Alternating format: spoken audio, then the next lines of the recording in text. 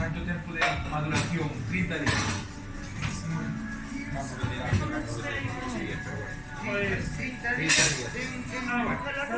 No, hay una cámara Pásame tú el bote de de maduración. tamaño, que aí abajo. Yo miro non sube a Saco cheto. pero non sei se puedo hacer igual y nunca. Y yo no trabajo igual a carne, pero una preferencia carne de vaca.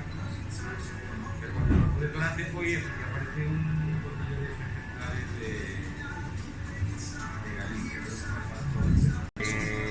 É por o peso do animal, claro. Pasa que canto máis grande sea o animal, é proporcional máis pesa, non sabes?